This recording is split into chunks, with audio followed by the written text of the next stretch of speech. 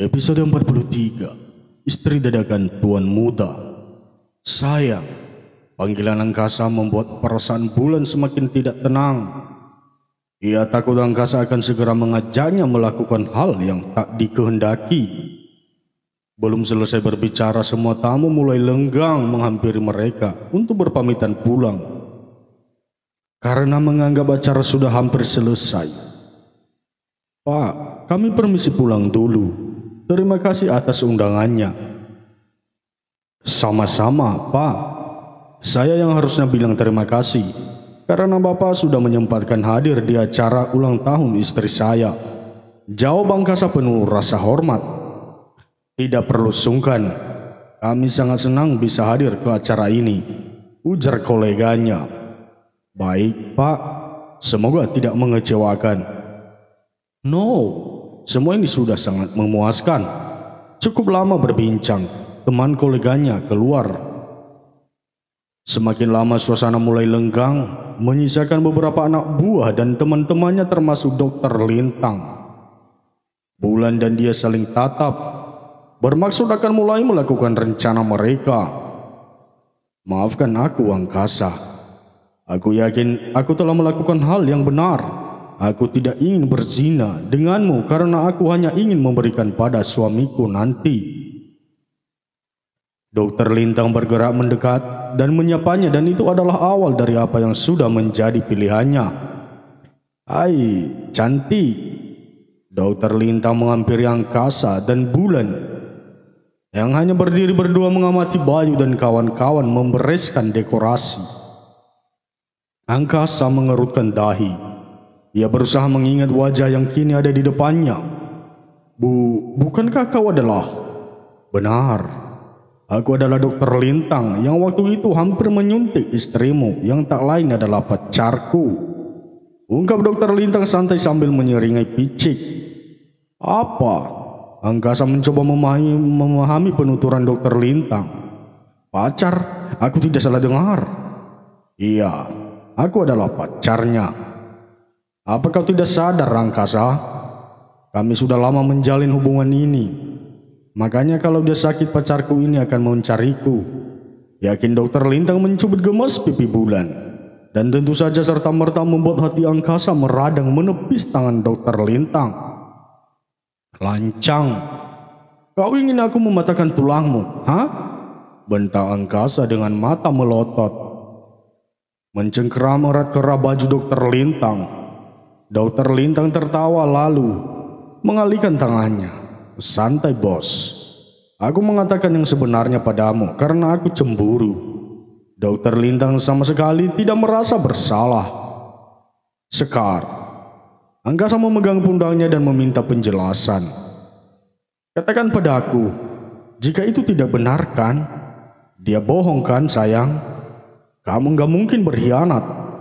Aku tahu kamu sangat mencintai aku. Angkasa tak dapat membendung air matanya yang berderai jatuh. Tidak, sweetie. Aku tidak begitu. Bulan pura-pura membela diri. Ayolah, Sekar. Katakan pada suamimu jika cintamu itu sekarang hanya milik aku. Paksa Dokter Lintang. Bu. Angkasa yang tidak tahan langsung memukul wajah Dokter Lintang. Berhenti bicara, Lintang. Tolong jelaskan secara rinci. Aku tidak mau momen yang indah ini kalian rusak dengan pengakuan yang tidak masuk akal, desak angkasa. Raut wajah yang tadinya bahagia berubah seketika menjadi padam, yang ada hanya suara emosi. Ada apa, bos?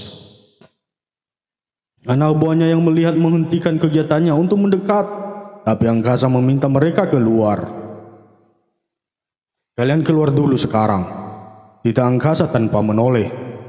Tapi bos. Keluar baik. Kalian juga. Paksa angkasa. Ia tidak ingin ada yang tahu tentang keburukan istrinya. Mereka menurut dan segera meninggalkan ketiga orang yang masih saling menatap penuh emosi. Sayang. Angkasa menghunus Bulan dengan tatapan menusuk. Katakan, kalau pria busuk ini hanya berbohong kan? Bulan membisu. Ia tidak akan menjawab itu. Sayang, tolong jawab. Kamu menyakiti aku, sayang.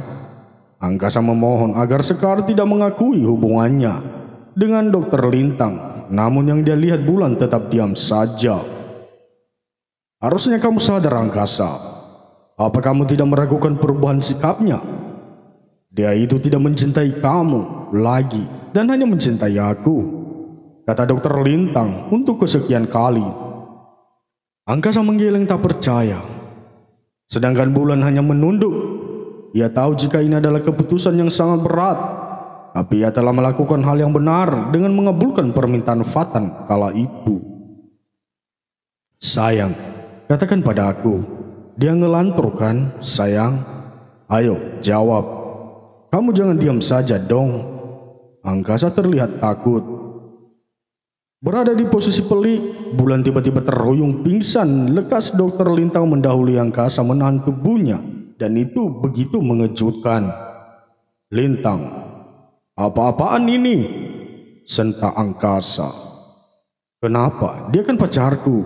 Aku tidak ingin dia jatuh. Jawab Dokter Lintang. Serahkan padaku karena dia adalah istriku. Angkasa mengambil alih dan membopong Bulan. Angkasa, kamu tidak peduli jika dia berkhianat. Matamu sudah buta ya? Aku sedang menunggu jandanya sejak lama. Delik Dokter Lintang. Angkasa tidak menggubris dan hendak meninggalkan Dokter Lintang. Tunggu, Angkasa. Aku sudah tahu segala kekurangan Sekar. Pernyataan Dokter Lintang lagi-lagi mengejutkan. Angkasa menghentikan langkahnya dan menunggu kelanjutan perkataan Dokter Lintang. Kamu harus tahu, kalau Sekar itu mandul, itu sebabnya aku menyukai dia sebagai pasangan S3X. Jelas Dokter Lintang. Angkasa berbalik dan menatap penuh ketidakpercayaan. Jangan mengada-ngada, Dok. Buktikan saja apa perempuan itu masih suci atau tidak. Aku adalah dokter, jadi aku tahu segala tentangnya. Tantang Dokter Lintang. Hati Angkasa bergerumu mendengarnya. Ia ingin sekali memukul wajah Dokter Lintang, tapi posisinya yang masih menggendong Bulan dengan kondisi pingsan memilih mengabaikannya.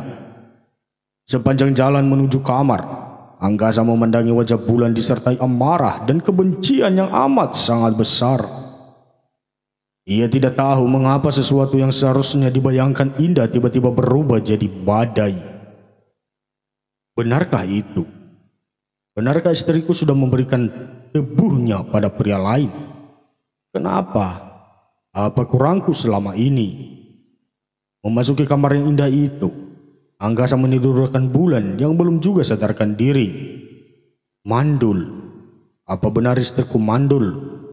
Apa mungkin Dokter Lintang hanya sengaja berbohong karena ingin memisahkan aku dengannya? Pikiran Angkasa berkecamuk. Hatinya bagai teriris sembilu. Tidak menyangka jika wanita yang dicintainya tega berkhianat. Tapi untuk membuktikan omongan Dokter Lintang, ia harus menunggu Bulan sadar dan menanyai secara langsung. Angkasa menundukkan diri di sofa. Matanya tak pernah lepas sedikit pun memandangi tubuh Bulan. Berniat membantunya untuk sadar pun tidak terfikirkan. Air matanya menetes. Ia berharap itu hanyalah sebuah mimpi buruk yang tidak sepantasnya terjadi di hari yang lama dinantikannya. Bulan tidaklah pingsan, hatinya menangis. Ia bisa mendengar jelas isakan Angkasa. Sejujurnya ia tidak pernah berniat sedikit pun menyakiti hati Angkasa. Tapi hanya itu jalannya agar Angkasa berhenti memintanya berhubungan. Maafkan aku, Angkasa. Aku menghindari dosa yang lain dengan membuat dosa yang baru. Maafkan aku juga, Pak Dewo. Aku akan berusaha merubah Angkasa dengan jalanku. Angkasa tidak tenang. Sebentar-sebentar berdiri dan kadang mondar-mandir.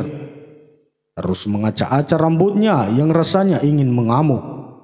Namun ia tahan sebisanya.